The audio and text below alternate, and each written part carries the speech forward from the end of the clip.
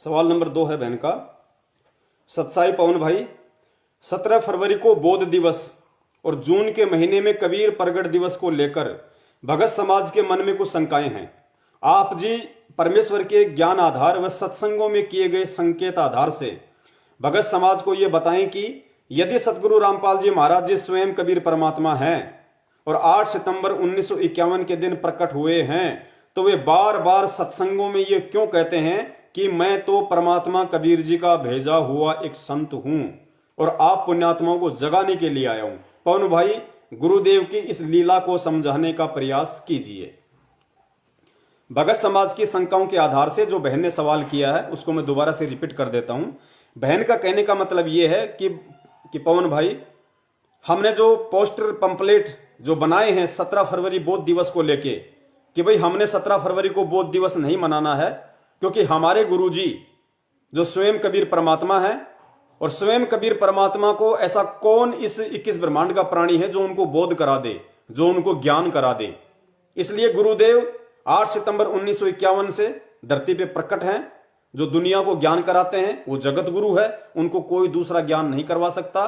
तो भगत समाज की शंका यह है कि भाई एक बात बताइए कि जो सत्सेवक भाई हैं ये कहते हैं कि गुरुजी 8 सितंबर 1951 में धरती पे प्रकट हो गए थे और वो स्वयं कबीर परमात्मा है। तो फिर गुरुजी सत्संगों में ये क्यों कहते हैं कि भाई मैं तो कबीर परमात्मा का भेजा हुआ संत हूं, मुझे तो कबीर परमात्मा ने आप पुण्यात्माओं को समझाने के लिए, आपको भक्ति विधि बताने के लिए धरती पे भेजा है, मैं तो उस कबीर परमात्मा का भेजा हुआ संत हूं।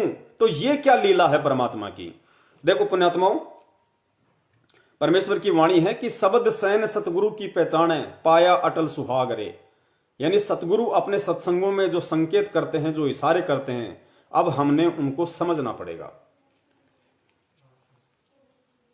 सबसे पहली बात तो ये कि जब हमें गुरुजी बार बार सत्संगों में कहते हैं कि भाई मैं तो कबीर परमात्मा का भेजा हुआ संत हूं, तो पुण्यात्माओं अब हमने इन बातों पे विचार करना पड़ेगा कि आज तक का जो भक्ति इतिहास है, हम तो केवल सतयुग से लेकर चलते हैं, क्योंकि सतयुग में परमात्मा सत्सुकृत रूप में आए, फिर आया त्रेता में परमात्मा मुनिंद्र ऋषि जी के रूप में आए, द्वापर में परमात्मा करुणामय ऋषि जी के रूप में आए और कलयुग की प्रथम पीढ़ी में परमात्मा कबीर रूप में आए। और आज गुरु जी कह रहे हैं कि मैं तो कबीर परमात्मा का भेजा हुआ संत हूं। तो पुण्यात्माओं, अब यही हमने विचार करना पड़ेगा, अब यहीं से हमने सोचना पड़ेगा, परमेश्वर के सत्संगों को हमने गहराई से समझना पड़ेगा गुरु जी के अनुसार। क्योंकि परमेश्वर तो अपने आप को छुपाते हैं, परमेश्वर अपने आप को छुपाएंगे, और गुरु जी एक संत की भूमिका में हैं, गुरु जी एक भगत की भूमिका में भी हैं। तो गुरु जी स्पष्ट रूप से ये कभी नहीं कहेंगे, जब तक वे इस पृथ्वी पे हैं, वे स्पष्ट रूप से कभी नहीं कहेंगे कि मैं कबीर परमात्मा हूं। वो अपने आप को कबीर परमात्मा का दास ही बताएंगे, अपने आप को एक भेजा हुआ संत ही बताएंगे। सेम टू सेम वही लीला चल रही है जो लीला 650 साल पहले चल रही थी। 650 साल पहले स्वयं कबीर परमेश्वर आए, हम सब मानते हैं, लेकिन उस समय क्या उन्होंने कहा कि मैं कबीर परमात्मा हूं? धर्मदास जी को परमात्मा ने कभी कहा कि मैं कबीर परमात्मा हूं? उन्होंने यही कहा कि भाई मैं कबीर परमात्मा का मैं तो उस सत्य पुरुष का, उस अविनाशी परमात्मा का भेजा हुआ संत हूं धर्मदास, और तुम पुण्यात्माओं को जगाने के लिए आया हूं। क्या कहा मालिक ने कि आजा बंदे शरण राम की, फिर पाछे पछतावेगा। अब खुद कबीर साहब कह रहे हैं कि आजा बंदे शरण राम की। खुद वो परमात्मा एक दास की भूमिका में, एक संत की भूमिका में अपनी ही शरण में आने के लिए कह रहा है। अगर परमात्मा सीधा कह दे कि धर्मदास मैं कबीर परमात्मा हूं, धर्मदास जी कभी जिंदगी में स्वीकार नहीं करे, उनका ज्ञान ही स्वीकार नहीं करता। क्योंकि इन नकली संतों ने, ऋषियों ने, महर्षियों ने हमें भक्ति का ऐसा उल्टा पाठ पढ़ा रखा है कि परमात्मा निराकार है, परमात्मा का कोई शरीर नहीं होता, परमात्मा दिखाई नहीं देता।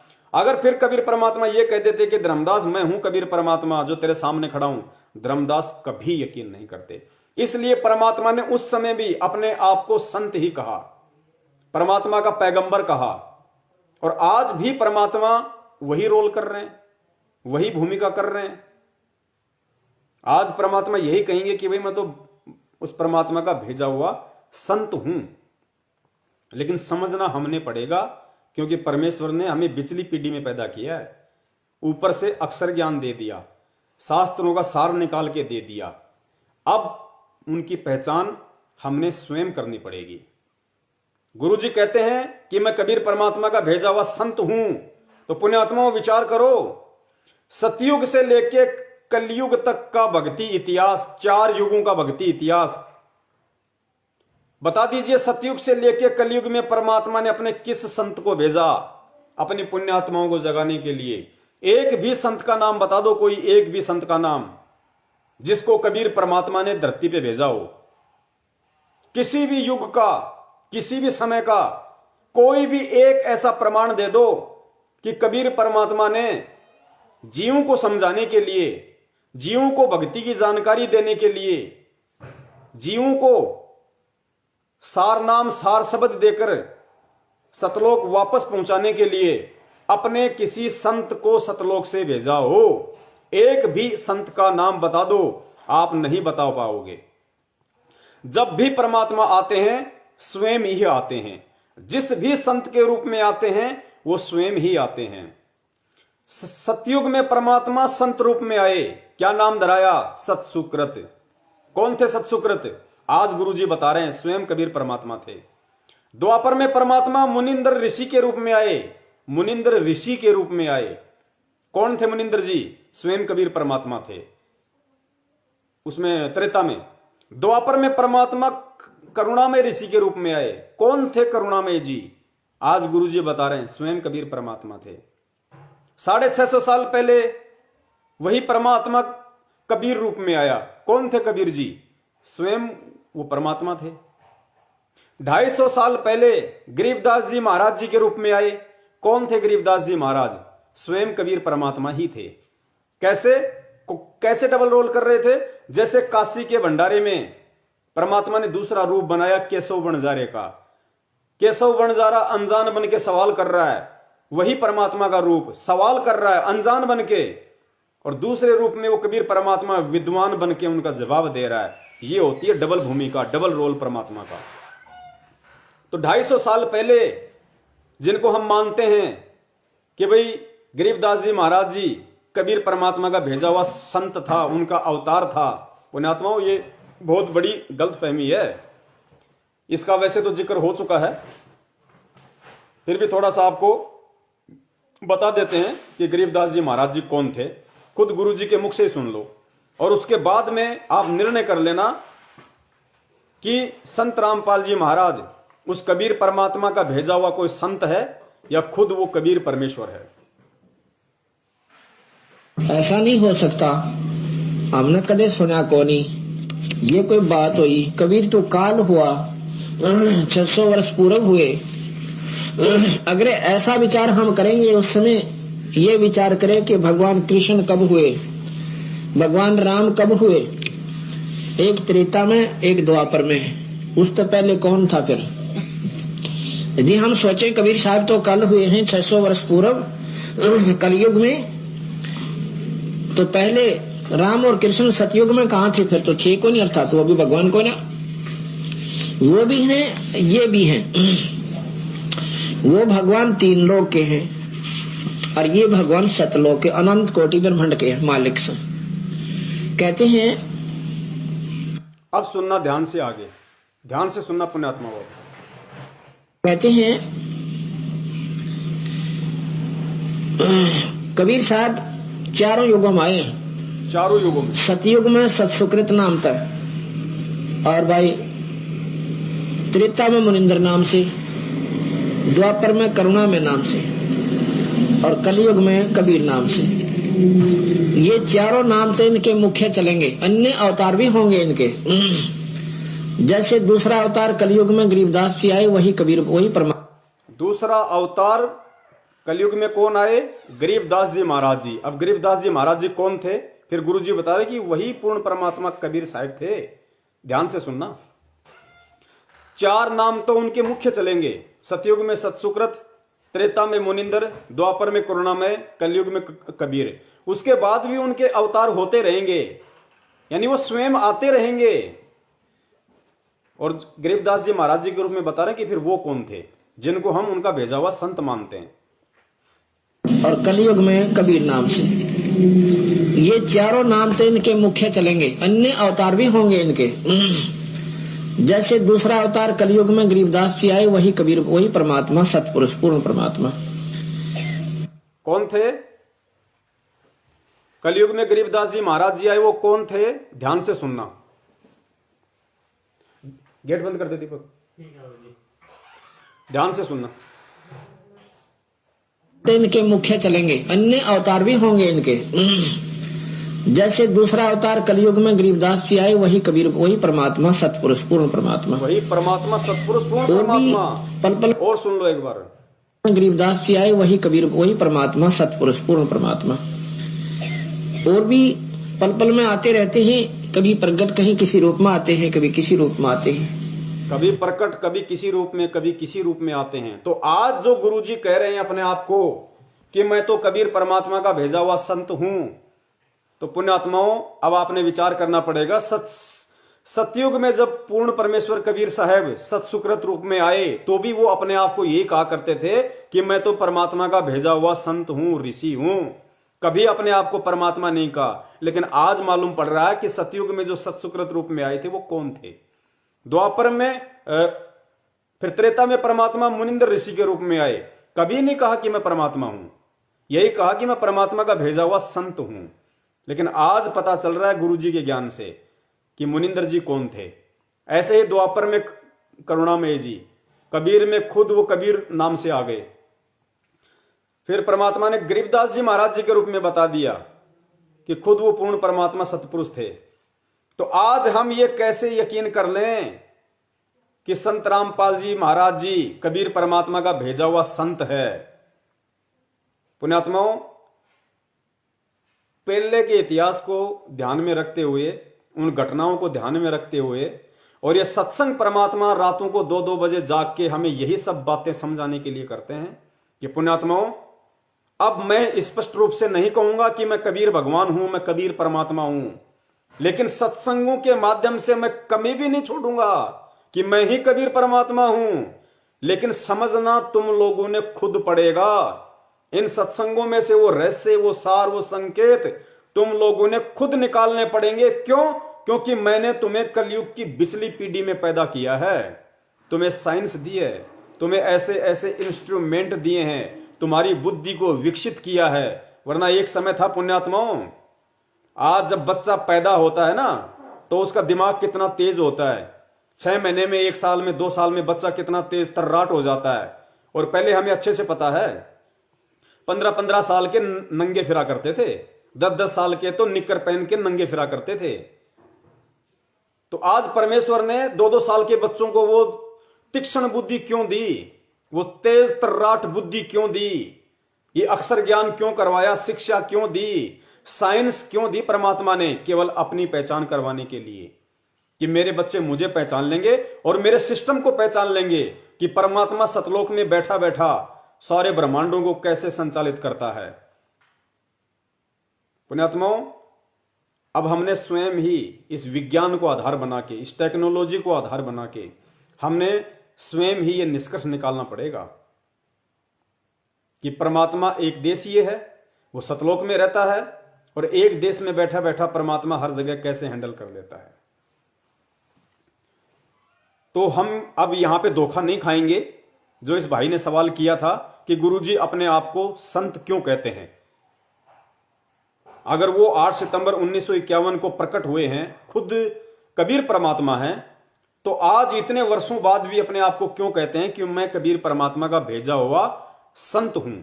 इसलिए अपने आप को कबीर परमात्मा का भेजा हुआ संत कहते हैं क्योंकि परमेश्वर अपने आप को छुपाते हैं आप और हमारे से ज्ञान आधार से अपनी पहचान करवाने के लिए, दूसरी तरफ उस काल को धोखे में रखने के लिए।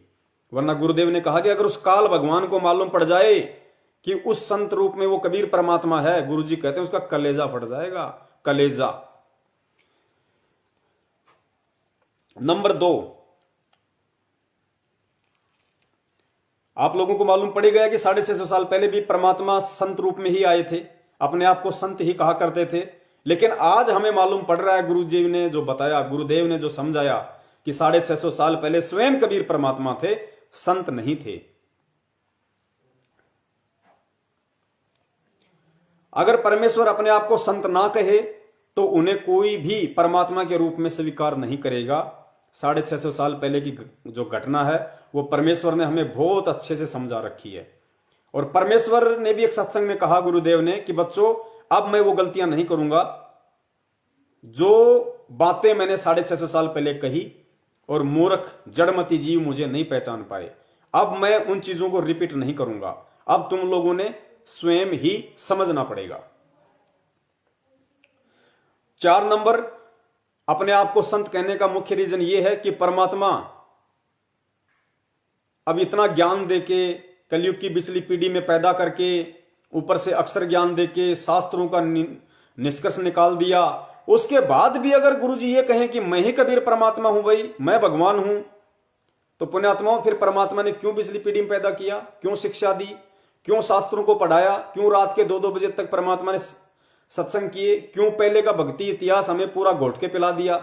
अब आज आप और हमने स्वयं ही ये पहचान करनी पड़ेगी, स्वयं ही हमने ये निष्कर्ष निकालना पड़ेगा कि मेरे सतगुरु के रूप में धरती पे कौन प्रकट है। और परमात्मा कभी 20-30 साल बाद में जाके परमात्मा नहीं बनता। अगर परमात्मा है तो परमात्मा शुरू से ही परमात्मा होता है। इसलिए परमेश्वर अपने आप को संत कहते हैं कि मेरे बच्चे, मेरे द्वारा जो अनमोल तत्व ज्ञान इनको दे दिया गया है, जो अक्षर ज्ञान इनको मैंने करवाया है, जो शास्त्रों का सार मैंने इनको पिला दिया है, अब मेरे बच्चे इन सभी चीजों का सार जो इन्होंने ग्रहण किया है, इस आधार से अब ये स्वयं ही ये निष्कर्ष निकालें कि हां, मेरे गुरु के रूप में धरती पे कौन प्रकट है। और अगर मेरे गुरु के रूप में धरती पे कबीर परमात्मा प्रकट है तो 17 फरवरी को मैं किसका बोध दिवस मनाऊं? 17 फरवरी को उस कबीर परमात्मा का बोध दिवस मनाऊं। क्या कबीर परमात्मा को किसी ने बोध करवाया? क्या कबीर परमात्मा को किसी ने सतलोक की जानकारी करवाई?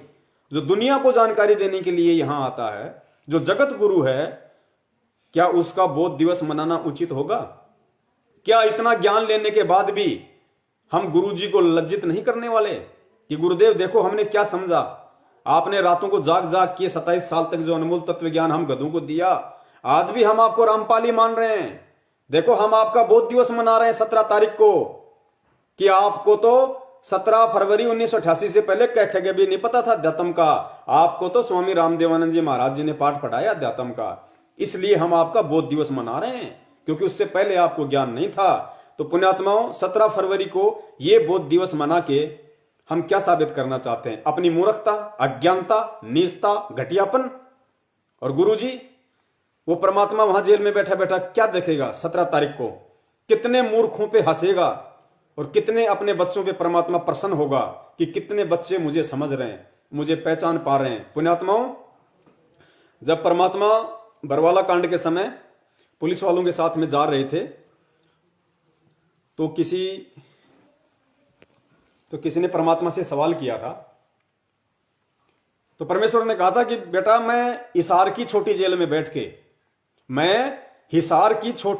बैठ के और तुम इस काल भगवान की 21 ब्रह्मांड रूपी इस बड़ी जेल में जो तुम कैद हो ना, मैं वहां बैठ के छोटी जेल में, और तुम जो इस बड़ी जेल में जो तुम कैद हो 21 ब्रह्मांड रूपी बड़ी जेल में, मैं तुम्हारी रहनी करनी को देखूंगा, मैं तुम्हारे आचार विचार को देखूंगा कि मेरे शरीर छोड़ने के बाद में तुम मेरे इस मार्ग को कैसे चलाओगे, मेरे इस भक्ति मार्ग को सही प्रकार से चला पाओगे या नहीं चला पाओगे। ये रिहर्सल, ये तुम्हारा अभ्यास मैं हिसार की छोटी जेल में बैठ के देखूंगा। आज परमात्मा वो रिहर्सल कर रहा है। हम मूर्खों को परमेश्वर ने जो अनमोल ज्ञान दिया, उस ज्ञान की परमात्मा वहां बैठ के परीक्षा ले रहा है, परख कर रहा है।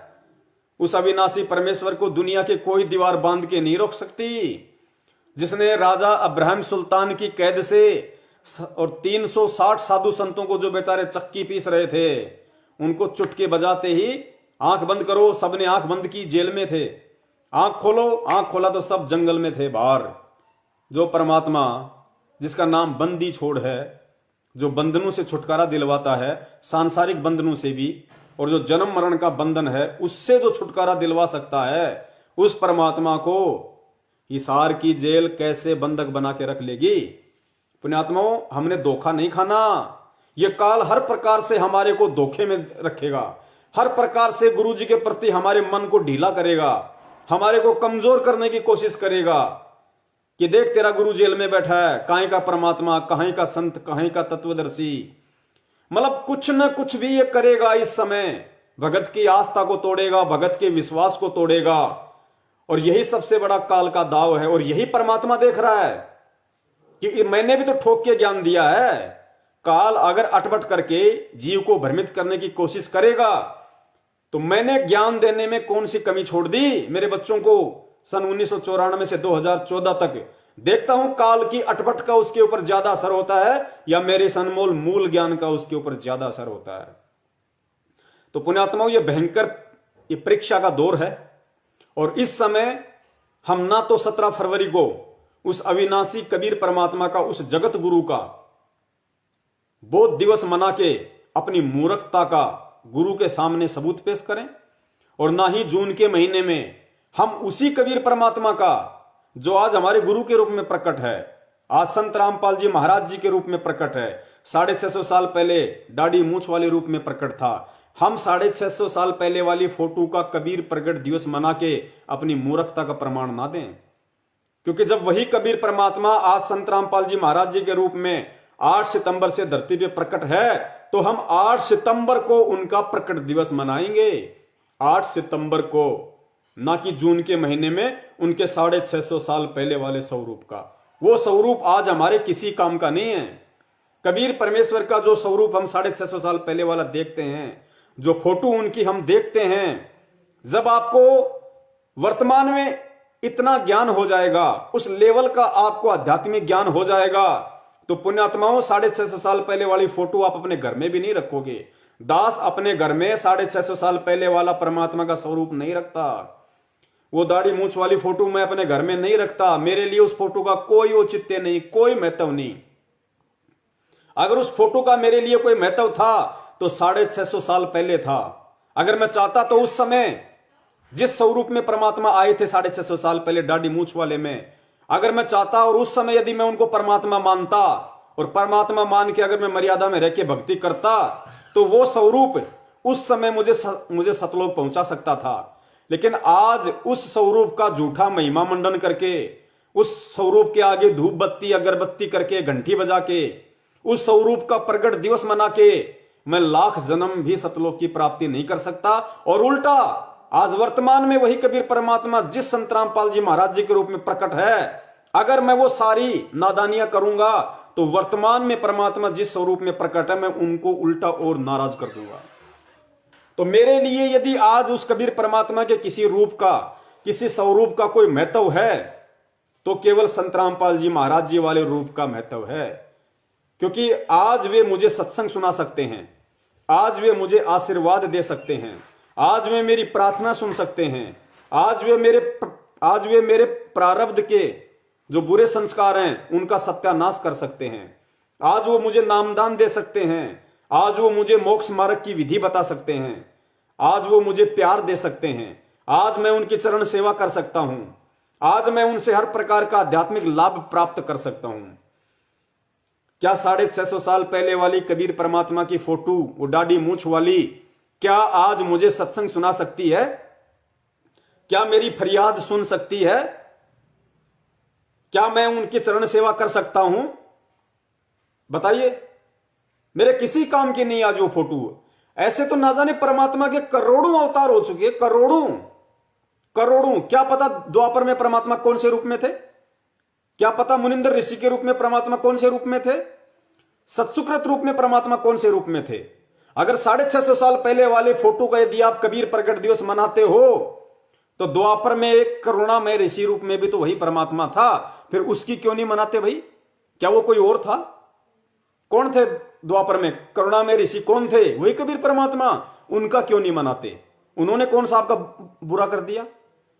फिर त्रेता वाले मुनिंदर ऋषि का क्यों नहीं मनाते आप प्रकट दिवस? फिर तो उसका भी मनाना चाहिए। अगर कबीर जी का 650 साल पहले वाले का मना रहे हो, तो द्वापर वाले का भी मनाना होगा भाई। त्रेता वाले का भी मनाना होगा, सतयुग वाले का भी मनाना होगा। अगर उनका नहीं मना रहे हो, खाली दाढ़ी मूंछ वाले का मना रहे हो, तो इससे बड़ी मूर्खता और कोई नहीं हो सकती। वक्त गुरु से बेड़ा पार होगा, वक्त गुरु से। और वक्त गुरु के रूप में कबीर परमात्मा के मार्ग में स्वयं कबीर परमात्मा ही धरती पे प्रकट रहता है।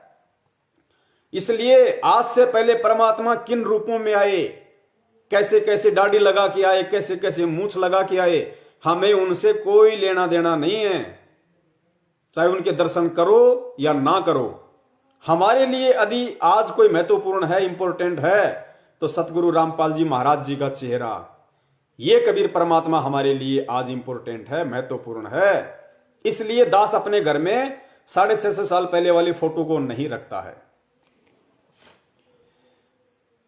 तो वर्तमान में जो परमेश्वर ने हमें शिक्षा दी है, तत्व ज्ञान दिया है, सत्संगों का सार दिया है, ग्रंथों का सार दिया है, उस आधार से हमने परमात्मा की पहचान स्वयं ही करनी पड़ेगी कि संत रामपाल जी महाराज कबीर परमात्मा हैं या कबीर परमात्मा के भेजे हुए संत हैं।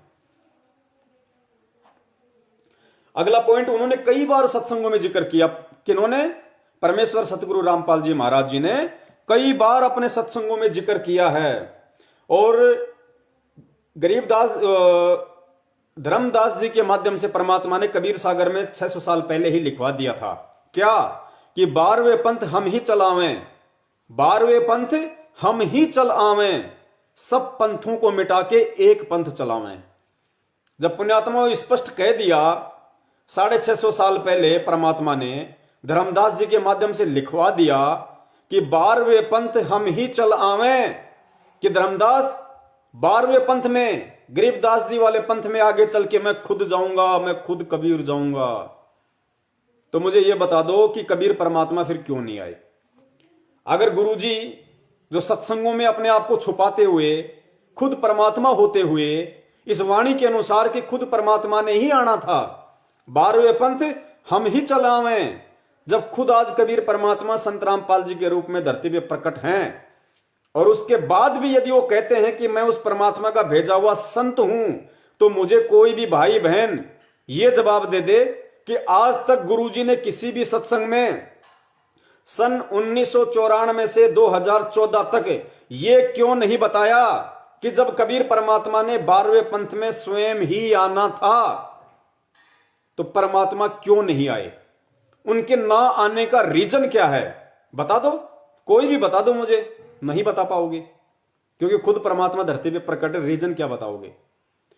तो परमेश्वर ने कभी बताया गुरुजी ने कि कबीर परमात्मा 12वें पंथ में आने वाले थे लेकिन नहीं आए, मुझे भेज दिया, तो खुद क्यों नहीं आए? कौन सा काम अटक गया परमात्मा का? कौन सी ऐसी इमरजेंसी हो गई उस भगवान को भी जो भगवान नहीं आया और अपने संत को भेज दिया?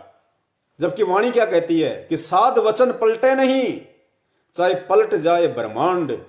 साध कौन? कबीर परमेश्वर, सच्चा साधु, सच्चा संत, जिसने 650 साल पहले लिखवा दिया, वो अमिट मिट नहीं सकता कि 12वें पंथ हम ही चलावें। तो कहते हैं साध वचन पलटे नहीं, चाहे पलट जाए ब्रह्मांड। तो पुण्यात्मा संकेत है, आपने समझने पड़ेंगे। गुरुजी ने ना आने का रीजन नहीं बताया आज तक कभी भी किसी भी सत्संग में। क्यों बताएंगे? जब खुद ही हैं तो बताएंगे क्यों? और संत कह के छुपा इसलिए रहे, फिर हम मूर्खों के भेजे में ये परमात्मा ने तत्व ज्ञान क्यों दिया? क्यों घुसेड़ा हमारे इस दिमाग में तत्व ज्ञान, मूल ज्ञान? शिक्षा क्यों दी हमें परमात्मा ने? ये शास्त्र क्यों पढ़ाए परमात्मा ने? उस संत रूप में परमात्मा को पहचानने के लिए, संत रूप में परमात्मा को पहचानने के लिए कि मेरे गुरु के रूप में धरती पे कबीर परमात्मा प्रकट हैं। सुनिए।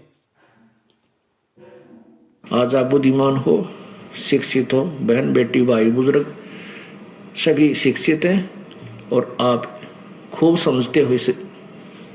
पहले क्या बोल रहे हैं परमात्मा? वो वाणी बोलने से पहले कि आप आज सभी शिक्षित हो, भाई बंधु सब बुद्धिमान हो, सब पहचानते हैं, सब जानते हैं। फिर गुरु ने आगे वो वाणी कही है कि 12वें पंथ हम ही चलावें।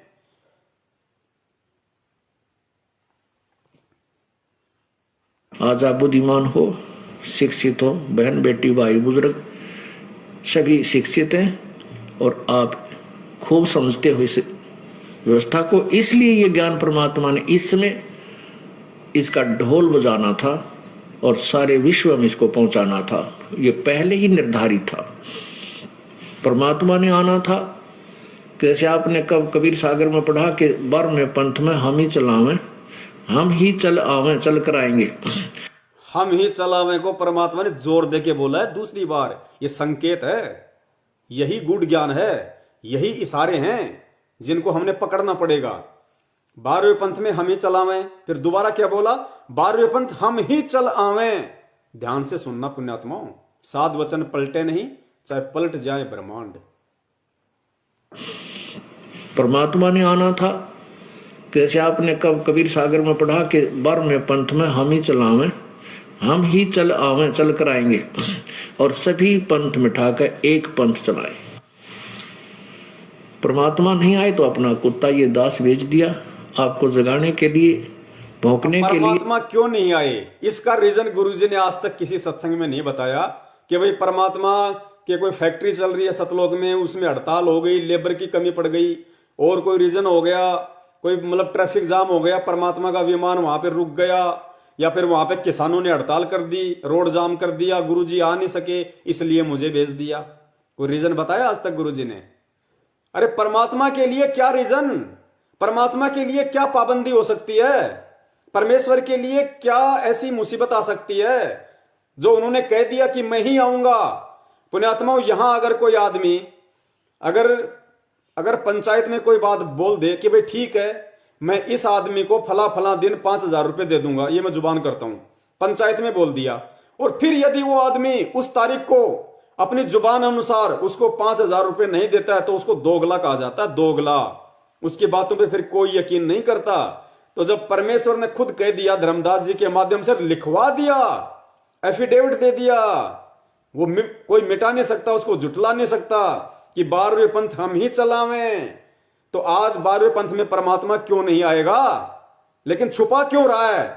इसलिए कि मैंने मेरे बच्चों को ज्ञान दे दिया, शिक्षा दे दी। अब अगर वो इतना भी नहीं खोज पाएंगे, इतना भी नहीं समझ पाएंगे कि परमात्मा यहां अपने आप को संत क्यों कह रहे हैं, तो सतलोक क्या खाक जाएंगे फिर वो।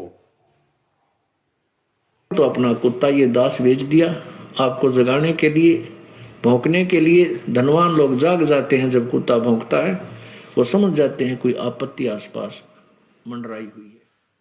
तो पुण्यात्माओं, विचार करना पड़ेगा इन बातों पे। यही सत्संगों का सार है। इसीलिए परमात्मा ने साध संगति का ये प्रोग्राम रखवाया है, और ताकि हम उस परमपिता परमेश्वर को पहचाने, क्योंकि ये बहुत ही प्राइम टाइम है। अगर आज भी हम धोखा खा गए तो ऐसा समय चारों युगों में फिर नहीं आता कभी भी। तीसरी बात, परमात्मा अपने आप को संत क्यों कहते हैं? देखो पुण्यात्माओं, एक संत के ऊपर सवाल था किसी भाई का कि जब आप कहते हो कि गुरुजी 8 सितंबर 1951 से धरती पे प्रकट हैं, फिर आज गुरुजी क्यों कह रहे हैं कि मैं तो कबीर जी का भेजा हुआ संत हूं? तो ये दोगलापन कैसे? ये दोगलापन नहीं, इस दोगलेपन को एकलापन सिद्ध करने के लिए आपको कितने पॉइंट दिए गए? ये 1 2 3 4 5 ये 7वां पॉइंट होगा अब आगे, कि परमात्मा अपने आप को छुपा के संत क्यों कहते हैं, और संत से हमने भगवान को खोजना पड़ेगा। अब गुरुजी ने स्पष्ट आगे बोल दिया कि अगर वो परमात्मा ये कहे कि मैं ही कबीर परमात्मा हूं, मैं ही भगवान हूं, तो यहां पे कोई भी व्यक्ति यकीन नहीं करेगा। अब इतना खुल के बोल दिया गुरुजी ने, अब और क्या बोलेंगे?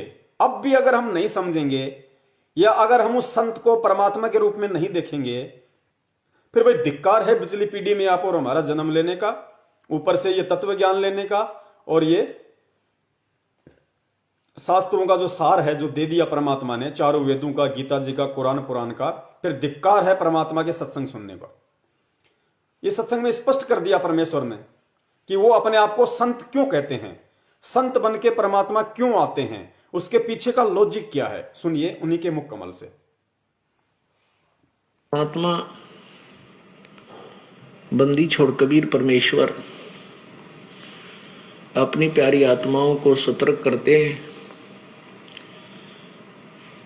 आप ही वो संत बनते हैं, आप ही भक्त।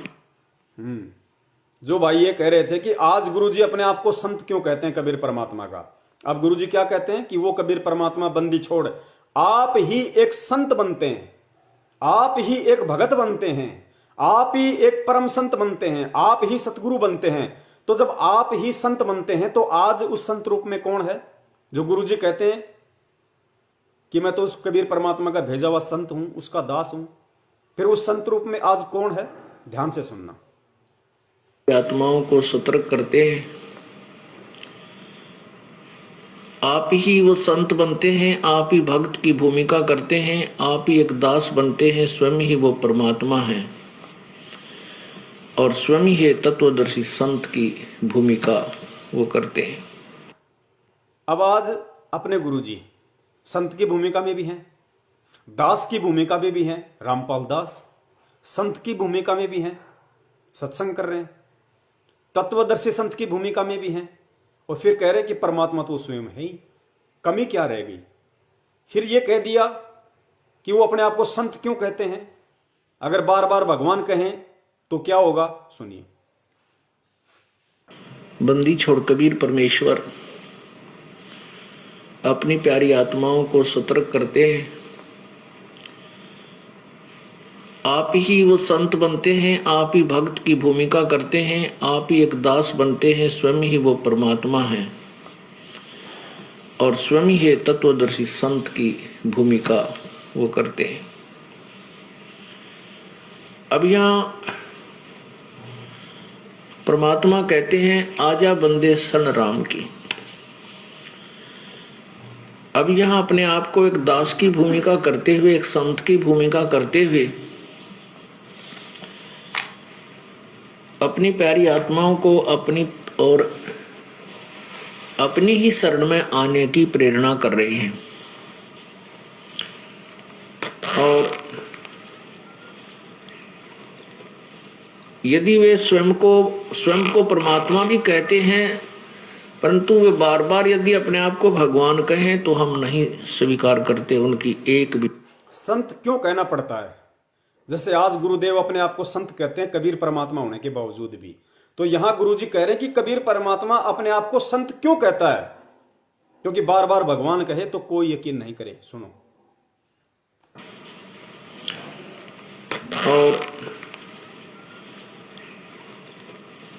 यदि वे स्वयं को परमात्मा भी कहते हैं, परंतु वे बार बार यदि अपने आप को भगवान कहें तो हम नहीं स्वीकार करते उनकी एक भी वाणी को, क्योंकि हमने परमात्मा के विषय में बहुत ही उलट सुलट ज्ञान ग्रहण किया हुआ है। कंसेप्ट क्लियर कि परमात्मा अपने आप को संत क्यों कहते हैं? अगर भगवान कहें तो कोई यकीन नहीं करेगा। शेख फरीद जी जब कुएं में उल्टा लटक के तपस्या कर रहे थे, कबीर परमात्मा गए, उनको बाहर निकाला और क्या कहा कि भाई कौन हो तुम, मुझे क्यों परेशान किया, मैं अपनी साधना कर रहा था, मुझे क्यों निकाला? शेख फरीद ने कहा। तो परमेश्वर ने क्या कहा कि भाई मैं भगवान हूं, मैं अल्लाह हूं। तो शेख फरीद जी ने क्या कहा, ए भाई मजाक मत करो, परमात्मा तो बेचून है, परमात्मा तो निराकार है और तुम अपने आप को परमात्मा कहते हो। पुण्यात्मा, इसलिए परमात्मा अपने आप को छुपाते हैं, संत कहते हैं, भगत की भूमिका करते हैं, दास की भूमिका करते हैं। और जो उनकी हंस आत्माएं होंगी, जिनको वास्तव में इस जन्म में सतलोक जाना है, ये उनका अंतिम जन्म है, वो पुण्यात्माएं उस संत में से सत साहिब को खोज लेंगी, संत में से सत साहिब को निकाल लेंगी। कहे कबीर सोए जन मेरा, जो नीर खीर का करे निबेरा। परमेश्वर ने हमें क्या कहा? हंस आत्मा। हंस कौन होता है?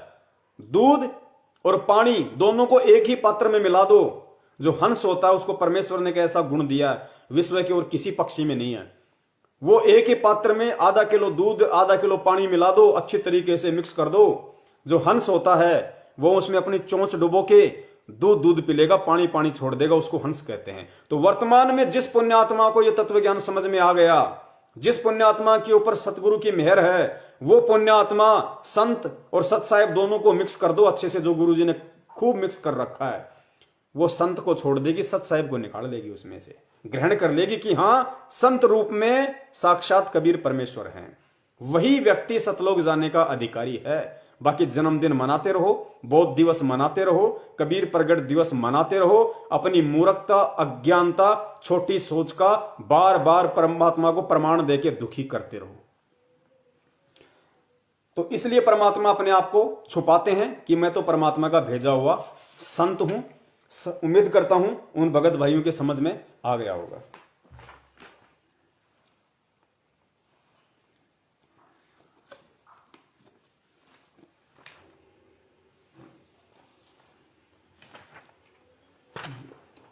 तीसरा सवाल,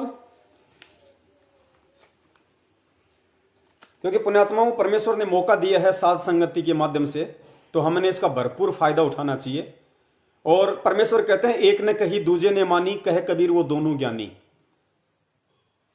तो हम इस साध संगति का भरपूर फायदा उठाएं, अपने ज्ञान योग को मजबूत करें। और जब ये ज्ञान योग मजबूत होगा तो दुनिया की ऐसी कोई पावर, ऐसी कोई शक्ति नहीं है जो आपको अपने भगवान अर्थात अपने गुरु और गुरु के द्वारा जो भक्ति दी गई है उससे आपका विश्वास तोड़ दे। ऐसा माई का लाल कोई किस ब्रह्मांड में पैदा नहीं हुआ। फिर दो चार थे लफंगे से पाखंडी, जो काल प्रेरणा से परमेश्वर सतगुरु रामपाल जी महाराज जी के इस बगिया को तोड़ने का प्रयास कर रहे थे, इन फूलों को तोड़ने का प्रयास कर रहे थे। एक वो पाखंडी जो मदन पंथ में एंट्री किया उसने, नितिन रायजादा। आज हाल क्या उसका आप लोगों को शायद नहीं पता होगा, बता देता हूं। 20-25 दिन पहले की घटना है, क्योंकि उसके पाखंड को उसका गुरु भी देख रहा था, बैराग्यपति। उसको भी अच्छे से मालूम था कि ये क्या चाल चल रहा है। और नितिन रायजादा ने क्या चाल चली, पहले वो राधा स्वामी पंथ में था या किसी और पंथ में था शायद, मुझे पूरा कंफर्म नहीं है। उसका मकसद था गुरु बनना किसी भी तरीके से। तो जिस पंथ में वो पहले था, शायद राधा स्वामी पंथ में ही था, काफी वर्ष तक था, उस पंथ में उसकी दाल नहीं गली। उसको पक्का हो गया कि यहां तू संत नहीं बन सकता, यहां तुझे लोटा लंगोटा नहीं मिल सकता। उसने उस पंथ को त्याग दिया। संत रामपाल जी महाराज जी के पंथ में इसलिए एंटर नहीं हुआ क्योंकि ज्ञान ही दुनिया से निराला, अजीबो गरीब। यहां कोई बाबा रामदेव जैसा सिस्टम तो है नहीं कि गुरुजी सबसे ऊपर, फिर 10 साधु नीचे, 5 साधु नीचे, बाकी संगत आगे। ऐसा सिस्टम नहीं। उसने देख लिया इस पंथ में, सोचा तेरी दाल नहीं गलेगी, आउट। फिर उसने बीरापुर उत्तर प्रदेश प्रतापगढ़ में बेचारे बैराग्यपति वाला पंथ पकड़ा। उसने सोचा बूढ़ा सा पंथ है, बूढ़ा सा गुरु है, थोड़े बहुत दिनों का है, यहां तेरी दाल गल जाएगी, यहां तुझे लोटा लंगोटा मिल जाएगा। उसने उस पंथ में एंट्री कर दी और यूट्यूब पे कुशंग करने लग गया, जीवात्माओं को भ्रमित करने लग गया। कुछ लोग झांसे में आए, बाद में रो धो के वापस भी आ गए। यही हाल है। अब क्या हो गया, जब उस वैराग्यपति को भी इस बात का मालूम पड़ गया कि भाई ये इस पंथ में कोई भक्ति करने के लिए नहीं बल्कि तेरी टिकट काटने के लिए आया है, तो वो गुरु उससे खपा होने लग गया, नाराज सा रहने लग गया। अभी 20 दिन पहले की घटना है, उस नितिन रायजादा की ऑडियो आई हुई है, अभी मेरे पास है नहीं, वरना मैं आपको सुना देता। वैसे ग्रुपों में खूब चल रही है, यूट्यूब पे खूब डाल रखी है लोगों ने। तो नितिन जी ने क्या किया, आश्रम में गया, कुछ उसके अपने जो भगत थे नितिन रायजादा के, जो उसने बना रखे थे गांव गांव जाके, वहां आए हुए थे। पानी की टंकियां खाली, लेटरिन बाथरूम में कोई पानी की व्यवस्था नहीं। तो रायजादा जी ने अपने एक साथी से कहा कि शंकर जी मोटर माटर क्यों नहीं चला रखी भाई, बाथरूम में पानी वगैरह क्यों नहीं। तो शंकर जी जो उनके गुरु भाई होंगे, उन्होंने मना कर दिया कि भाई गुरुजी ने मना कर दिया, पानी चाहिए तो गुरुजी से जाके बात करो। नितिन रायजादा जी अपने गुरुजी के पास गए, बैराग्यपति के पास, और उस ऑडियो में उन्होंने कहा कि मैं गुरुजी के पास गया, मैंने गुरुजी से कहा कि गुरुजी वो चाबी दे देते, मोटर चला देता, बाथरूम में पानी नहीं है। तो नितिन रायजादा जी कह रहे हैं कि गुरुजी एकदम से चिल्लाए ऐसे जैसे कोई पागल कुत्ता चिल्लाता है। गुरुजी ऐसे चिल्लाए जैसे कोई पागल कुत्ता चिल्लाता है। अरे यार ये कोई गुरु शिष्य है, अरे आश्रम में लोग आ रहे हैं, तुम बाथरूम में पानी नहीं डालोगे, क्या करोगे तुम लोग, क्या आश्रम चला रहे हो, क्यों आ रहे लोग यहां पे, ऐसे चिल्लाए जैसे पागल कुत्ता। पुण्यात्मा पॉइंट है, पागल कुत्ता अपने गुरु को जो व्यक्ति कह दे, उससे बड़ा पागल कुत्ता दुनिया में कोई नहीं, चाहे उसका पंथ असली हो चाहे उसका पंथ नकली हो। अगर नकली पंथ भी है तो गुरु शिष्य की कुछ मर्यादाएं होती हैं। शिष्य की गर्दन कट जाए, गुरु की आंखों में आग डाल के बात नहीं कर सकता शिष्य, उसका धर्म नहीं है। शिष्य की नजर हमेशा अपने गुरु के चरणों में होनी चाहिए, चरणों में, आंखों की तरफ नहीं। ये हमारी संस्कृति का हिस्सा है। जो पतिव्रता औरत होती है पति की आंखों में आंखें डाल के बात नहीं करती। अब तो माहौल सारा बदल गया। हमारे दादा परदादाओं को देख लो, उस समय क्या हुआ करता था। अपने अपने पति को परमेश्वर मानती थी, एक जीव को। और गुरु जो मोक्ष प्रदान कराने वाला, आत्मा का पति, उसकी आंखों में आंखें डाल के बात नहीं की जा सकती। उसको तू शब्द से भी उच्चारित नहीं किया जा सकता। तू कह के भी, जिस दिन तू कह दिया अपने गुरु को, उसी दिन उस आत्मा का सत्यानाश, गधा अगले जन्म में। और नितिन रायजादा जी अपने गुरु वगैरह, वैरागी के पति वगैरह है कि गुरु जी ऐसे चिल्लाई जैसे पागल कुत्ता चिल्लाता है। वही फैल, उसका अध्यात्म भी, उसका लेवल भी, वो अपने आप को मूल ज्ञानी समझता है ना, वही फैल। अब उसके बाद क्या हुआ, 5 दिन पहले किसी भाई ने मुझे उस आश्रम का वीडियो भेजा। उसके गुरु ने सार्वजनिक तौर पे अपना वीडियो बना रखा है कि हमारा इस नितिन रायजादा से किसी प्रकार का कोई संबंध नहीं है, और हमने इसको जो लोटा और लंगोटा दिया था वो हमने इससे वापस मांग लिया है। और नितिन रायजादा ने कहा है कि आश्रम में तो मैं नहीं आऊंगा, क्योंकि आश्रम में आए तो फिर उसकी पिटाई। उसने कहा कि मैं आपका लंगोटा कोरियर कर दूंगा। ये उसके गुरु का वीडियो फेसबुक पे, व्हाट्सएप पे, यूट्यूब पे काफी चल रहा है। तो पुण्यात्माओं, आप और हमने भूलकर भी ये गलती नहीं करनी है। गुरु बना लिया तो बना लिया, पानी पियो छान के, गुरु बनाओ जान के, और जान के गुरु बनाया है। और बना लिया तो बना लिया। पुण्यात्माओं, विश्वास में वो पावर होती है, विश्वास वो शक्ति है। ना मीरा का कोई गुरु सच्चा था, ना मीरा का भगवान सच्चा था, जिस समय तक उसको कबीर परमात्मा और उसकी जानकारी नहीं हुई। श्री कृष्ण को अपना भगवान मानती थी, पत्थर की मूर्ति को, लेकिन उसको विश्वास था। कहे कबीर सुनो भाई साधो, मैं तो हूं विश्वास में। पत्थर से वो परमेश्वर को प्रकट कर दिया करती थी अपने विश्वास के बल पे। इस कहानी से क्या निष्कर्ष निकलता है, चाहे गुरु नकली हो चाहे भक्ति नकली हो, अगर भगत में अगर विश्वास पक्का है तो परमात्मा को पत्थर से प्रकट होना पड़ेगा, उसकी आस्था और आत्मबल के आधार से प्रकट होना पड़ेगा। इसलिए इस दास ने अहंकार रहित होकर, अहंकार का तो नामो निशान ही नहीं हमारे पंथ में।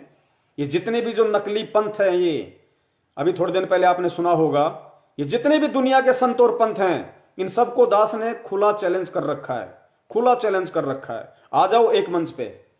मेरे गुरु ने सन 1994 से 2014 तक ज्ञान आधार से, ज्ञान चर्चा के विषय को लेके पूरी देश दुनिया के संतों को, महंतों को, शंकराचार्यों को ज्ञान चर्चा के लिए आमंत्रित कर रखा है। कोई नहीं आया। सबको पता है, सत्संग सबने सुन रखे हैं गुरुदेव के, और सबको पता है कि तुम्हारे पास तो अध्यात्म का कह भी नहीं है। जाते तुम्हारी मुंडी काट देगा ज्ञान आधार से। कुछ नहीं है तुम्हारे पास। थोड़े बहुत जो तुम्हारे चेले चपाटे ये और उठ के यहां से निकल जाएंगे। कोई सामने नहीं आ रहा। सबको पता है ज्ञान धरती पे किसी के पास है तो केवल संत रामपाल जी महाराज जी के पास है। गुरु कहलाने का कोई धरती पे अधिकारी है तो केवल संत रामपाल जी महाराज है। इसलिए ये अपने आप को बड़े बड़े चारू शंकराचार्य, एक एक वेद का प्रकांड ज्ञाता समझने वाले, ये बड़े बड़े पंथ, जय जय गुरुदेव पंथ, राधा स्वामी पंथ, ये आपका निरंकारी पंथ, हंसादेश पंथ, विहंगम योग, कितने ना जाने कितने संत महंत हैं यहाँ पे। कोई सामने नहीं आ रहा गुरु के। सबको पता है, जाते ही मुंडी काटेगा ज्ञान आधार से। मुंह दिखाने लायक नहीं रहोगे, ना समाज में, ना अपने अपने अपने भक्तों के सामने। अब दास विश्वास आधार से कि मुझे मेरे गुरु की पहचान हुई है, मुझे मेरे गुरु की परख हुई है उन्हीं के आशीर्वाद से। मैं तो दो कौड़ी का जीव हूं, मैं तो पत्थर हूं, मैं कोई पहचान नहीं कर सकता। लेकिन मेरे गुरु ने मुझे अनमोल ज्ञान देके, अपने आशीर्वाद, अपनी रजा बख्श के मुझे अपनी स्वयं की पहचान करवाई। गुरु ने मुझे अपनी पहचान करवाई कि धरती पे मेरे गुरु के रूप में कबीर परमात्मा प्रकट है। दास ने इन सभी संतों को और पंथों को, कितनी बार मैंने वीडियो डाल दिए, कितनी बार मैंने ऑडियो डाल दी। अभी 8-10 दिन पहले ही 11 मिनट की ऑडियो विहंगम योग पंथ वालों के लिए डाली है कि ज्ञान से मेरे गुरु ने तुम्हारी मुंडी काट दी है, ना तुम सामने आ रहे ना तुम्हारे गुरु सामने आ रहे। विश्वास आधार से ये दास सामने खड़ा होने को तैयार है। अगर तुम्हारा गुरु सच्चा है, तुम्हारा गुरु के पास अगर भक्ति सच्ची है और तुम्हारे गुरु का अगर मार्ग सच्चा है, तो आ जाओ, मैं अपने गुरु के विश्वास के ऊपर और तुम अपने गुरु के विश्वास के ऊपर किसी भी इंटरनेशनल टीवी चैनल पे आओ, बीच में टेबल रखो, जहर की बोतल रखो, बिल्कुल लेबोरेटरी से प्रमाणित, और वो जहर जिसका एक टपका जीभ पे रखते ही प्राण पखेरु उड़ जाएं। तुम खाली एक ढक्कन पीना, मैं पूरी बोतल पीऊंगा, और देखते हैं किसके मुंह में ऊंट की तरह झाग आते हैं। अगर तेरा गुरु सच्चा होगा, तेरा गुरु अगर कबीर होगा और तेरा पंथ यदि कबीर पंथ होगा, तो तेरा गुरु तेरी रक्षा करेगा, क्योंकि गुरु का दायित्व है अपने भगत की रक्षा करना। जैसे मीरा की रक्षा की, प्रहलाद की रक्षा की, ध्रुव की रक्षा की, टटीरी के अंडों की रक्षा की, द्रौपदी की रक्षा की। अगर मेरा गुरु सच्चा है, होगा नहीं, मेरा गुरु है ही सच्चा, मेरा गुरु मेरे ऊपर इतना सा छींट भी नहीं आने देगा, और तू तो एक ढक्कन छोड़, मैं तो पूरी बोतल पीऊंगा, पूरी बोतल 1 लीटर की, बीच में सांस भी नहीं लूंगा। कोई सामने नहीं आ रहा, सबको पता है। विश्वास है ही नहीं उन लोगों के पास में। विश्वास तब होना जब उनका गुरु सच्चा हो, उनके गुरु ने उनको सच्चा ज्ञान दिया हो, तब विश्वास हो। विश्वास नहीं है उन लोगों के।